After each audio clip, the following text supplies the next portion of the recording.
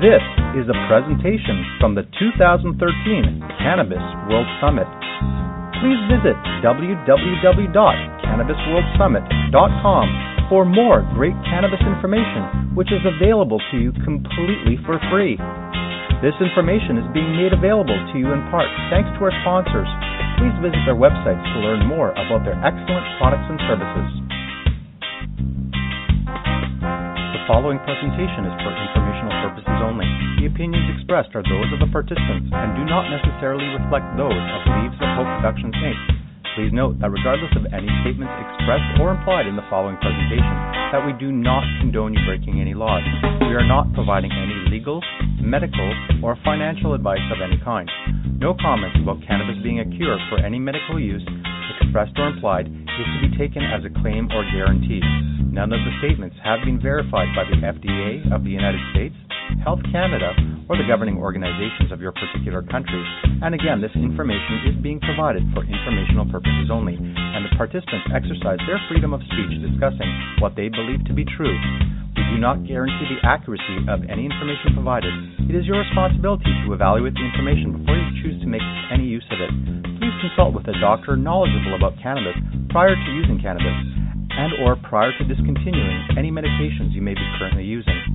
Please check with the laws of your country and region to determine whether you are legally permitted to use and or grow cannabis prior to any involvement with cannabis yourself.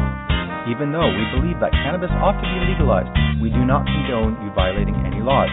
Please review the legal disclaimers on the Cannabis World Summit website and only proceed to enjoy this presentation if you agree with all legal disclaimers, agree to hold the company, Leaves of Hope Productions, Inc., and the presenters harmless and are of legal aid in your region. Thanks to Kevin MacLeod and Incompetech.com for the music used in this introduction.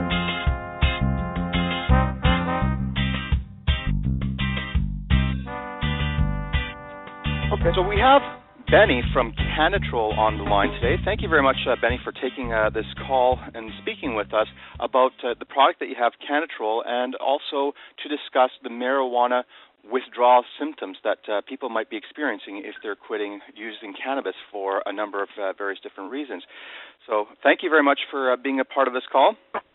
You're welcome. Thank you. And so perhaps let's just get started with how you got started with Cannitrol. Before you started the company, I understand some of your family members had been using cannabis and had been, of course, experiencing the withdrawal symptoms. So can you just share a little bit about the early days of how you came across this formulation? What inspired you to form Cannitrol? Yeah, when I had some family members who take breaks for various reasons, and they'd suffer all sorts of headaches and just in general grumpiness, and the standard routine was chamomile tea and vitamins, stuff like that. So I started looking at what this stuff was really doing to alleviate some of this stuff, and that's how we kind of segued into getting something specific for the withdrawal symptoms that are unique to marijuana withdrawal. Okay. Now, correct. So of course, you were mentioning, of course, that some of your family members and yourself were using various different types of teas. Can you just share with us what were those herbs? What were those teas? How did that help you when you were experiencing the cannabis withdrawals? What were those? Yeah.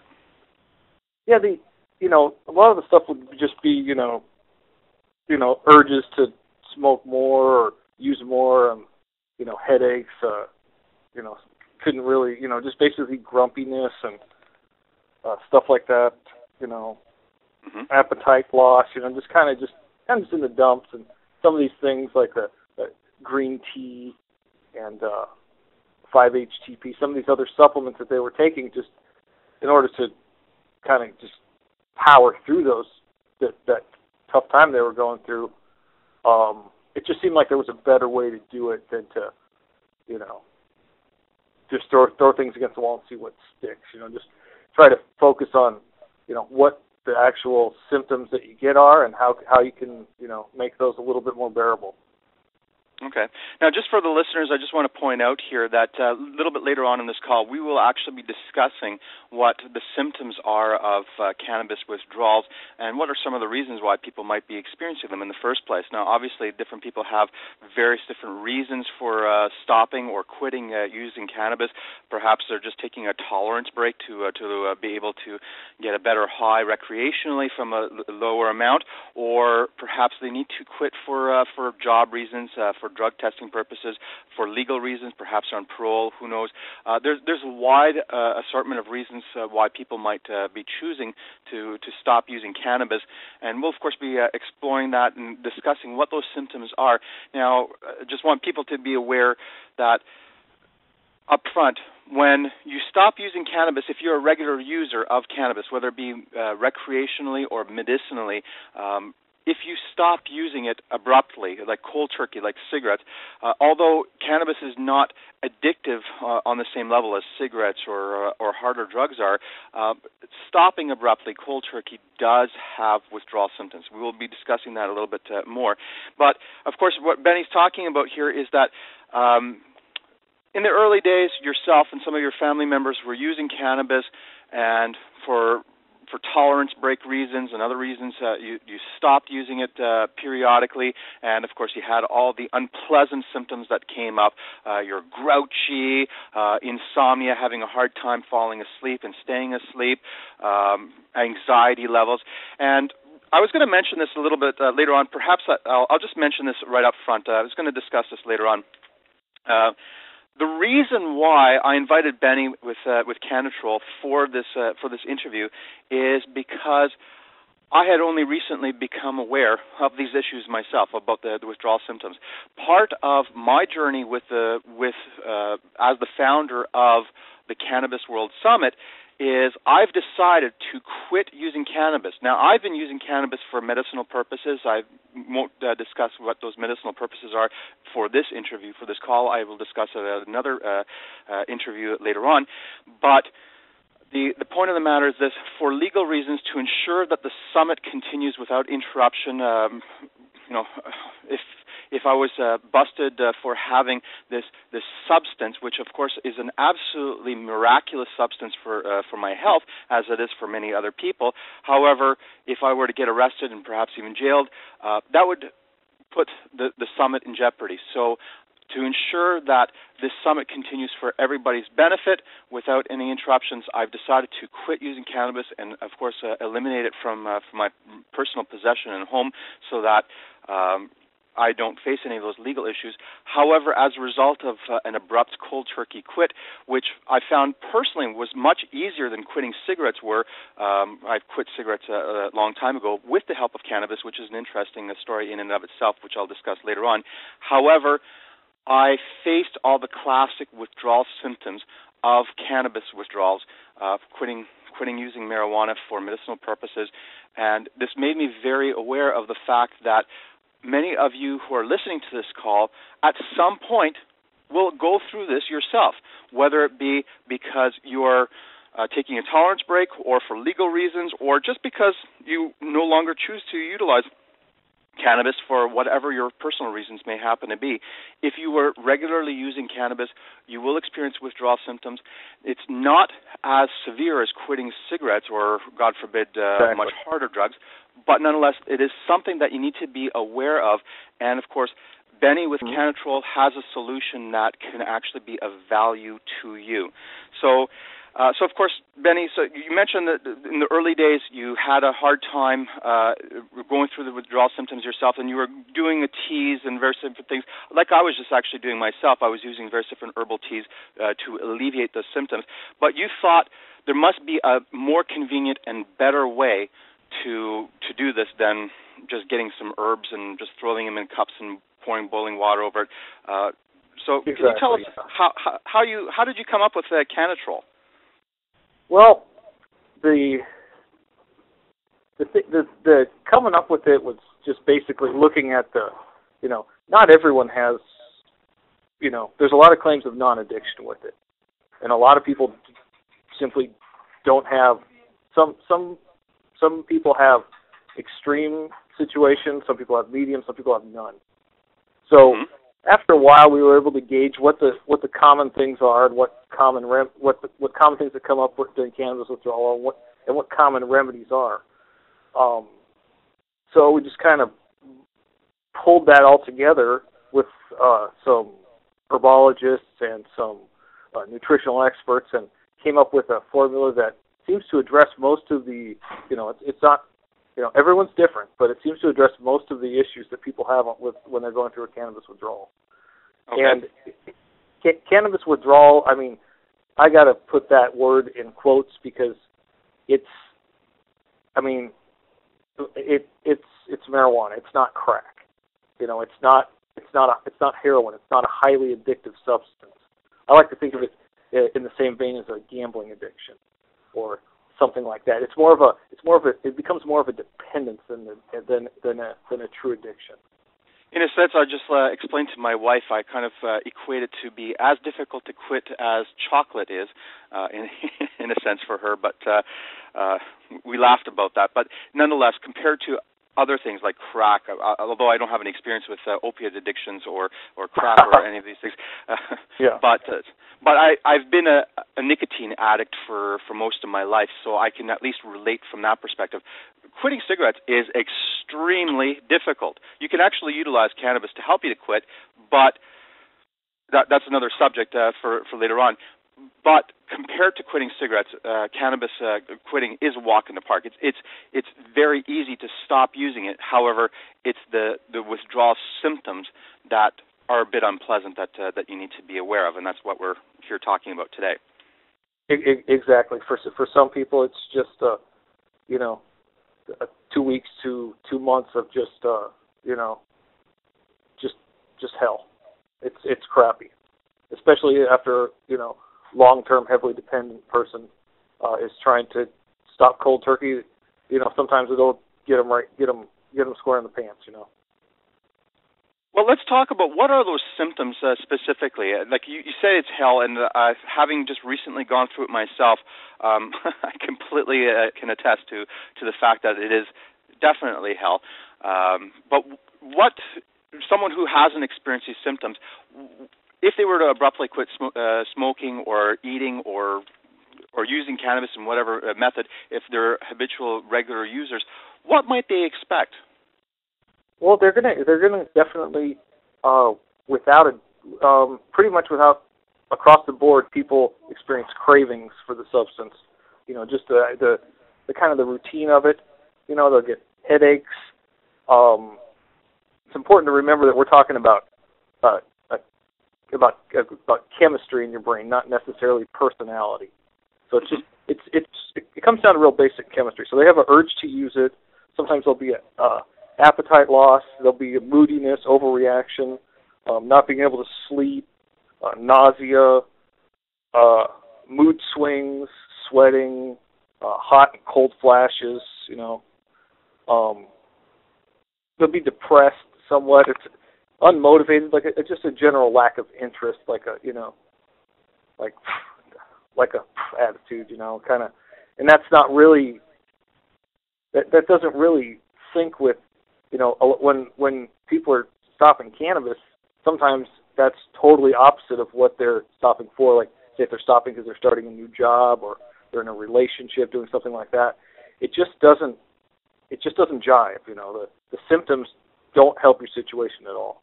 And that's one of the things that we want to try to help with, is just to put you in a better place situationally. Now, perhaps it should also be people made aware as well that, of course, though marijuana is not addictive, like in the classical sense as nicotine or other drugs are as well, that you're craving it constantly. However, the reason why, from the studies that I've been reading about this, and of course from my own experience, I can understand this at least, is that the reason why a lot of people relapse or start using marijuana again, even though they're trying to quit, is not because of the addiction. It's because they're experiencing the withdrawal symptoms that are so unpleasant, and they know that by using a little bit of cannabis, they can alleviate that suffering, that pain, that discomfort. And so it's not necessarily that the craving for the substance so much as knowing that the substance will alleviate the suffering. Exactly. We hear that from a lot of people. They're like, oh, at this point I just smoke a little so I can get to sleep, or something like that, where they're not actually using it recreationally or medically to treat any symptoms that aren't self-created, kind of thing. It's kind of a catch-22 where you can just, a little hair of the dog will get you, Mm-hmm. Well, I guess it's also worth from that perspective for people to realize, of course, like you mentioned, that they sometimes would use a little bit in order to help them to fall asleep, because yes, insomnia, I can attest to that one as well. And perhaps I should just interject here a little point that one of the studies that I read suggests that the classic symptoms of marijuana withdrawal are essentially the opposite of what the effects of marijuana would be. So, of course, ingesting a bit of marijuana induces a state of euphoria. However, if you're withdrawing from it, you'll have the opposite effect. Instead of being euphoric, you'll be depressed. Instead of alleviating anxiety, you'll become more anxious. Instead of helping you to sleep, you'll be sleepless.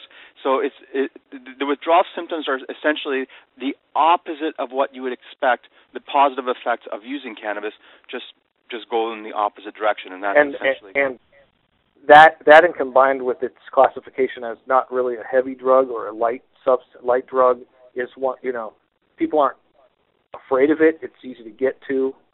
It's not. It's basically, it comes down to, it's pretty easy just not to quit.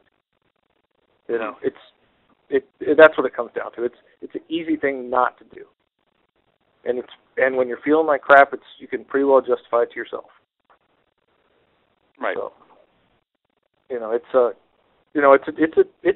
a tricky thing, and it even complicates it, because some people don't even go through this, but people that do, I'm telling you, they do. Mm-hmm. And there's been several, in the American Psychiatric publication, and Australia has done a lot of research on it too. The National Drug Research Center in Australia, the National Drug Research Center in South Wales, England. They've done a lot of research into this, and they're coming up with some of the same stuff that we're discussing. It's not a classical addiction. It's not a classical substance type of addiction, but it is a dependence, and it does have quantifiable withdrawal symptoms. Okay. Now, of course, those withdrawal symptoms, of course, people relapse by using a little bit of cannabis in order to alleviate the symptoms, like to help them to fall asleep. They might just have a little toke or eat a little bit of butter or something along those lines, just to help them to get a good night's sleep. But perhaps what we should actually reframe that and just look at it in another perspective. Now, I kind of mentioned that cannabis can help people to quit smoking, and the basis of that, I've actually quit smoking using cannabis, which again will be a story for another time. But a lot of people do find that using a substance can help them get it off another substance. So, for example, people having much harder addictions, for example, with opiates, they could actually use, and I'm not making suggestions here, but this is what a lot of people have found, is that by using, for example, cannabis or some other substances, that can actually help them to get off an opiate or addiction to other substances. And in that sense, of course, we keep on hearing about the concept of cannabis or marijuana as a gateway drug, which, of course, has been completely debunked. In fact, recent studies have shown that alcohol is actually the gateway drug, and some people would even say milk is, but then let's not go down that debate. However, what is interesting is that a lot of people also consider it as the gateway back drug, meaning that marijuana can actually be a gateway back from harder drugs to lesser drugs. It can actually help alleviate the withdrawal symptoms of harder things such as heroin, opiate addictions, even nicotine addictions, as I can personally attest to.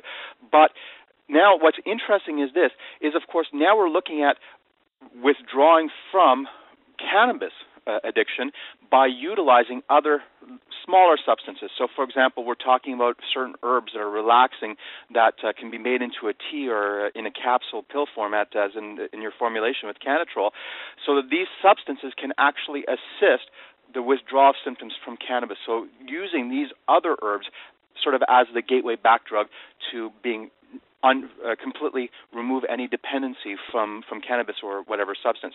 So yeah, exactly. Because just because it's a gate doesn't mean it's a one-way street. You know what I mean? You can go both ways with it, and I agree with you. Fantastic. So now, with the Cannitrol products, I just want to say up front here. Now, I realize that this might sound a little bit infomercially here, because of course we're going to be talking about Cannitrol and essentially suggesting that people consider using Cannitrol for when they're taking tolerance breaks or quitting for other reasons, but. I just want to be clear here. I have no financial interest in your company. The reason why I'm sharing this information with the summit here is for all of you who will eventually at some point, maybe you already have experienced cannabis withdrawals or have tried to quit cannabis but have not succeeded because you didn't have a strategy to help you to cope with the withdrawal symptoms. And I think that's an appropriate way to look at it, is to have a strategy to help cope with the withdrawal symptoms. And I think Cannitrol is a strategy that can actually benefit a lot of people, which is the reason why I invited Benny to be part of this call. So Benny, that's very important too. You got to have a strategy. I mean, this isn't a magic pill or a nicotine patch or any sort of substitute. It's it's going to be part of your strategy we want to be part of that. We want to help with that. Fabulous. So now, Cannitrol. Let's talk specifically about Cannitrol. Like, what's in it, and how do people use Cannitrol to help them to overcome their cannabis withdrawals? Well, it's got St. John's wort and 5-HTP are the two main key ingredients. People are using this not as a substitute for it, but as something that they can take into their body, and it's going to help them with the symptoms that we've discussed, with the appetite loss, with the not sleeping. It's just going to help balance out some of the chemistry in their brain that is thrown off whack, because when you're ingesting THC isn't normally in the body, and the natural defense mechanism of the body is tolerance.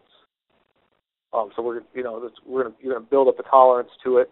And in the process of that, it's going to throw off how serotonin and how other things are produced in your body. And the end result of those imbalances are those symptoms of the withdrawal that we've discussed. And by using our formula, you're going to be able to balance it out. And these symptoms aren't going to be nearly as extreme, and they're not going to be as distracting. And you're not going to be as likely to take a puff just to get some sleep, because you're not going to have a problem getting sleep. Mm-hmm. That's our angle, is to address some of the symptoms that happen after that. Now, it's not anything that you're going to be, addicted to, or anything that you're going to. It's not a habit-forming thing. It's more of a, think of an aspirin when you have a headache kind of deal. But this is more of a longer term, and it's longer term, 2 weeks, 3 weeks, a month and a half to, it's different with each individual, but it's more of a product to help you get past those tough times when you're trying to, because when you're trying to stop cold turkey after a long time of being a smoker, it's tough. Absolutely. So I've looked at some of the ingredients in your product, and of course I've noticed that I'm a little bit of an herbalist, not a master or anything like this, but I've been studying herbs for years, so I actually can understand how the herbs that you have in your formulation can actually to assist one. Because through my own withdrawal process now, unfortunately, I didn't have Cannitrol at my disposal. I only found out about it sort of towards the end of my. I'm actually still experiencing some withdrawal symptoms, but it's at this point relatively minor. But I've been using a lot of the same herbs that are contained within Cannitrol for the purposes of alleviating my symptoms. Like, for example, anxiety. I know that anxiety is a very common occurrence for withdrawal symptoms, depression, lack of sleep, and there are herbs that can actually help with those symptoms. And so those are the things that are in your formulation, right? And so that's helping to counteract those withdrawal symptoms that people experience. So how would people take how often would they take it? How many pills? What would be the recommended dosage according to the label on the bottle? How would people use the product? Our labeling is all it's FDA, and the labels, everything's strictly approved. And the labeling is just take one a day. We have users reporting taking 3 a day. It just would depend on your level of, how it's somewhat self-regulating. You got to see how it's affecting you. Some, one in the morning and one at night. It seems to be the relative average. 2 a day. Now people that are really hurting, they might want to try some more. If they're just something mild and they're just trying to, like for you, powering through your last 2 weeks of it, I wouldn't recommend any sort of, higher dosage simply because it's not necessary. Okay. But it's all natural formulation. You don't have to worry about any sort of chemicals or becoming dependent on it or anything like that. So if it's not doing it for you, you can you can up the dosage a little bit. It's not, I really want to refrain from giving a strict limit or number on it because it's gonna. I don't want to adversely, do anything with its effectiveness by saying that. Like I said, by saying, you can only take so much or whatever, it can, it might not be effective. Right, and of course we also have to consider people have different needs. Some people are lighter, some people are heavier, some people have higher metabolisms. But also, of course, you definitely should be talking to your doctor about the withdrawal symptoms that you might be experiencing and make sure that Cannitrol is right for you. Exactly. If there's any sort of doubt or anything like that, you want to talk with your physician and see just what their take is on it. It might be that they've tried something like that, because the components that we're using in Cannitrol are relatively common. They're used in medicine quite a bit. And most doctors are going to be familiar with those components as well, and they're going to be able to tell you better, looking at your personal medical history, how they're going to affect you, if you should stay on it or not do it. It's a good idea or a bad idea. You do want to, consult with your physician if you do have any sort of, any reservations on it at all. I would imagine, especially if they're taking any antidepressants, SSRIs, MAOIs, or anything along those lines, to definitely talk with their doctor before taking Cannitrol. Would you agree with that? Definitely. I definitely would agree with that. Now, there's no known reactions with a lot of that stuff, but there are some things that can happen where Cannitrol can actually kind of duplicate the effects of certain drugs, and then once you duplicate something, you're getting into an overdose situation, and that's dangerous. So if you are on any sort of antidepressant or anything, you're going to want to look into that before you start a Cannitrol regimen. Okay. Now, of course, I've been to your website. I've seen some testimonials. Also, I went to Amazon, which I know your product is also there, and there's been quite a few glowing testimonials of how people have succeeded quitting cannabis with Cannitrol. Would you like to share any stories from testimonials of people who've used Cannitrol? Does it act? Perhaps what's in the minds of people is, does it actually work? Well, yeah, it works, but you need to understand how it works. It doesn't work like a nicotine patch or something like that, where you just take it and all of a sudden you have, you're 8 years old again. You've never touched any marijuana or anything like that. It doesn't work like that. Like there's a recent story that one of our customers told us about is their grandson was joining the Marines, and they needed to pass a urinalysis and basically clean their act up before they got in. And they're having a rough time of it, and they used the Cannitrol just to kind of power past it, and once he was into the service, it wasn't something where it was a continuing, where the guy had to, get stuff shipped to him while he was in the Marines. It wasn't something where he had to continue. Just helped him get past that point, help get him over the hump, we like to say. Mm-hmm. We've got other stories of people working on oil rigs out in the Gulf of Mexico, and they're basically out there with their only recreation is fishing pole, and just because they're basically living on stilts out there, there's no privacy or no room to do anything like that, and they're very high-paying jobs, and people want to keep them, and it's very competitive, and if you're and it's very risky too, I might add. You don't want to be high or drunk or something along those lines on one of those things where you can have an explosion or. Exactly. There's too much going on with people's personal safety, and then also their financial safety with stuff out there. So some people just not worth it for them to do it. They need to be on top of the game while they're out there, so they can't be in the dumps, not being able to sleep. So they need something to get them through. And I would imagine, in lesser extent, of course, in the States in particular, a lot of companies, I'm aware, do random drug testing or drug testing before hiring somebody, even though their jobs might not necessarily be so sensitive that the person can't be an occasional cannabis user, but they can lose their jobs. And, of course, if they lose their jobs, that can jeopardize their livelihoods and their families and have other spillover effects in their lives. So people want to quit just so that they can for pre-employment purposes. Yeah, exactly. The classic one of our customers that shared this with us, I'm sure it's similar to other stories, is the guy got out of college, was entering the journalism field. I don't really see how that, you're not going to get your hair caught in a drill press in journalism or anything like that. So I don't know that, but in order to get into the field and to get on with this company, he had to pass a urinalysis test to do it.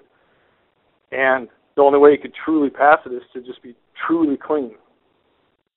That's one of the other advantages of Cannitrol is you can use it to stop and be truly clean rather than some of these detox teas or something that just dilutes your urine or something like that. If you want to get past the test, you can honestly pass it. Now, perhaps that's actually worth discussing. Of course, like you've touched on for example, one strategy is people drink a lot of water, and that dilutes their urine. However, that also makes an automatic fail, from what I understand, because if there's too much water, that is the criteria on some tests. If it's too watery, the samples, there's not enough to sample. So, and so. What other strategies? I know that there's like herbal detoxes. There's of course there's the artificial urines as well. So that of course has other implications if you get caught using artificial urine. This beats a monkey dong any day of the week. Right. So just so that somebody's aware, because of course there seems to be a little bit of ambiguity here from information that I've been researching online about this. How long does a person need to be clean in the sense of not consuming cannabis in any way, shape, or form whatsoever, and without doing any herbal detoxes or drinking insane amounts of water or doing anything unusual like exercising excessively or anything or saunas or whatever? How long would a person need to abstain from cannabis to reasonably expect to pass a urine test or testing along these lines? To reasonably expect that, I mean, the reason you run into ambiguity when you try to research that is because all tests, a test is not, test is not a test. Tests are different. Some will use, do a temperature check on it. Some will do other things. But in general, I'd say within 45 days, you should be all right. Now, the sophistication of some tests, may be able to extract data past that point, but I think after 45 days, you should be good with general run-of-the-mill tests. Okay. So, because I've heard anywhere from a month to 2 months, and so 45 days. That's sort of right in the middle of those two extremes. So yeah, I mean they could they could do some crazy FBI test and figure out what you ate for dinner in 1999 or something. It's possible, but I'm not sure exactly. I'm not sure the sophistication of how they how the different testing methods are used, because I know there are several different testing methods. Right, I've heard there's even hair follicle testing. Now, unfortunately, most employers are not going to have CSI crime lab equipment to test your fat cells, perhaps. But yeah, exactly. Okay. So, Benny, I'd like to address also one topic in particular. Of course, we were talking how people are stopping using cannabis for a number of different reasons, perhaps for jobs, for random drug testing, for other legal purposes as well. But one thing we've touched on a couple of times throughout this call as well was that sometimes people need to stop using cannabis temporarily for tolerance breaks. And, of course, there's people who do it for recreational purposes, but there's also people who take tolerance breaks from a perspective of medical users who take tolerance breaks. Can you talk to us a little bit about why would people benefit from taking a tolerance break, whether it be for recreational or medicinal purposes, how to go about doing it, and perhaps how, of course, Cannitrol can help them through this process? Yeah, the tolerance break is a good tool to use because, THC and a lot of the components in marijuana aren't used. Or actually, they're used by the body, but they're not produced by the body. So they're treated as the body is going to treat those substances as a invader and try to build up some sort of tolerance to them. So in order to gauge, how much you need or whatever, and how gauge the effectiveness, you're going to want to take a tolerance break just to get a feel on how you're doing with it, because as everybody knows, you do build up a tolerance to that, and whether you're using it as a medical thing where it's alleviating some symptoms, you don't necessarily want to be using more cannabis than you need to be, and a good way to check on that is a tolerance break. Mm-hmm. It's gonna, some of the other reasons I hear non-medically are that it's just basically, helps people save money, helps people, really get a grasp on their current use, because it's a cyclical thing. Like one session tends to bleed into the next, and you're at a level where there's always something in your system, and it's a good idea to step back from something like that every once in a while, just to gauge where you're at. Okay. So from a recreational perspective, people can, get high on less once they've taken a break. So you're mentioning, of course, a financial benefit is that they're saving money because they're able to get a similar, if not better, request or effect from a lesser amount. But exactly. Also, I've heard a lot of medicinal users say something along the lines where they found, of course, through regular daily usage of cannabis as a medicine, that their tolerance has crept up higher and higher and higher. And sometimes what some people do, this may not necessarily be applicable for everybody, but some people find that this might be beneficial, that they stop for a little while using alternate pain control methods, such as going back to their painkiller pills, whatever their doctors may have prescribed for them, and using that to manage their symptoms and letting their tolerance go down with cannabis, so that when they return back to using cannabis, it can be as effective as it used to be for them and at lower quantities. So how would a person go about doing that? Should they just and perhaps also should point out another point. One of the studies, Benny, of course, you sent me a great paper, a document, a research or some sort of a scientific document talking about cannabis withdrawals. And one of the things I noticed in it, it suggested that to minimize withdrawal symptoms, that they suggest that people, rather than quitting cold turkey abruptly, that they reduce their consumption and then they stop because then the withdrawal symptoms are less. Now, if a person's reducing their consumption, I would also imagine, Benny, that they might be already getting some withdrawal symptoms on a lower level. But can a person be using Cannitrol while reducing their consumption of cannabis to help just alleviate some of those slight withdrawal symptoms if they're just stepping down as opposed to abruptly quitting? Yeah, for sure they can. That's one of the reasons I'm reluctant to give out a recommended dosage, simply because it can be combined with other things, and marijuana is one of the things it can be combined with, and it can be used to wean yourself off of it, among other methods. It's not a one size fits all solution. There may be other things that other people are doing that complement it just fine. It's not something it's not an exclusive arrangement. Once you've tried Cannitrol, you're not locked into just using Cannitrol. So that's not an issue. So, Benny, I was thinking also about your company itself. We were talking before this interview.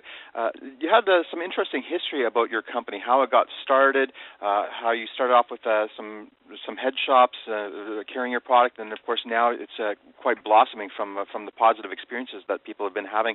Can you tell us a little bit about the background of your company, how you got started, and what's going on now? Well, when we first came up with the formulation back in 2006, 2007, when I actually had something in pill form. We kicked around the idea for quite a bit before we actually materialized it. We got into a few local head shops and stuff, and there was some reluctance initially, like, why should I get this? We're trying to cater to users, not quitters. What's this stuff? But eventually it did kind of catch on, and people were using it as a Initially, I think they're using it as a detox product or something to help them pass tests, and then they realized, like, oh, this is helping me with this, and it's helping me with the actual withdrawal symptoms, and they're real. And then after a few different head shops and stuff, we decided to go online with it, with our website, and then Amazon, and just basically let this come out to make this available to more people than just in my local area. Mm-hmm. And so now your company, it's growing. It's on Amazon as well? Correct. Yeah, we're on Amazon. We're on our website, Cannitrol, CANNITROL.com. And we can reach, we reach a lot of people via the power of the internet. I mean, it's not necessarily something that everyone's going to be into, and it's a rather niche product, and the symptoms of it affect different people like that. But as we've gotten out there, we've noticed that there's a lot of positive feedback, and a lot of people do have issues with it, and this seems to be one of the best things that people can use to address it. So that's cool. Excellent. So how would people order some Cannitrol for themselves? Well, the best thing to do is, if you wanted someone, if you're in the U.S., you could just go to Amazon, search for Cannitrol, and there's a few vendors that have it on there, and get it from there. The shipping there is the shipping in the States is fast and free or cheap. You can do it either way. To get it, if you need the stuff fast, which a lot of people do, and you're in the States, Amazon's probably your best bet.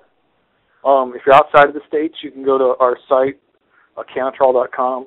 I'm offering a discount code, 30% discount on your purchase if you enter the code SUMMIT for anyone that's in on the World Summit and just wants to check it out or has some a use for it. It's there for you. Well, thank you very much, Benny, for providing our listeners a way to be able to try your product with a discount here. I'm sure that there's many people who are listening to this call who would actually find it quite beneficial for for whatever their purposes are for quitting cannabis, I'm sure that you'll find that this can actually help you. So thanks for. So what was the discount code? It's the Summit. Just the word Summit, all lowercase. It'll ask you for at the time of your checkout. It'll ask you if you have a discount code. If you do, just put in SUMMIT. It will take care of you and take 30% off your order. And we do on the site we do free shipping to Canada and the United States, but other places we've got to charge for extra for shipping. I think we do up to $16 or $16.95 for shipping. It calculates it at your time of checkout. Okay. So there's if you're not in the States or Canada, if you're in England or Australia or something, we can definitely get it out to you. We do ship worldwide, so that's not an issue. You just have to. Amazon doesn't ship worldwide, but we do. And do you also have different shipping options? Because I know that shipping something to Australia or the UK from the States, it can take a little while. So do you have expedited speedier ways of getting it over for people who are desperate for your product immediately? Yeah, exactly. If you just send us a note with your time of order, say, like, hey, I need this, as soon as possible or whatever, we can get it out to you. We'll take care of you. We've even used, people's personal shipping accounts on there. Just let us know. We'll work with you and we'll get you your stuff out. Because we know time's of the essence on a lot of this because you're suffering every day. So we're down to get it out to you as soon as we can. All right. And perhaps some people might even find it in their local head shops or places that sell cannabis-related paraphernalia. Is that catching on as well? Colorado, Northern California, some stuff in Los Angeles, New Mexico. It's basically we're in the Southwest right now, but it could be tomorrow that we get picked up by something else and get out there. It's just we want to try to make it as available to everyone that needs it as possible. Well, in that case, perhaps if any retailers are listening to this call, perhaps can they contact you through your website in order to get wholesale pricing for carrying your products? Yeah, exactly. We have a matrix of wholesale pricing and stuff. If you want to get a hold of us, you can just use the contact us link on our website, and it goes right to myself or one of the other guys here, and we can get you hooked up and get that out there. It's a good. A lot of dispensaries like to have this in their store just so they can. It seems to be that they have the point that, hey, we're not on one side of the coin only, just to kind of balance out their offering of what they have. That's the reason I see that we're in some dispensaries. Okay. So, of course, if anybody wants to learn more about Cannitrol, there's a lot of information on your website, and, of course, testimonials we can find on your website as well as on Amazon. And so what was your website again? www.cannitrol, CANNITROL.com. Thank you so very much, Benny. I really appreciate you taking the time to enlighten us about how cannabis withdrawals are a downer, but can be lifted with a little bit of help of Cannitrol and some simple herbs to alleviate all these symptoms. Thank you very much for sharing all this wonderful information with us. Thank you.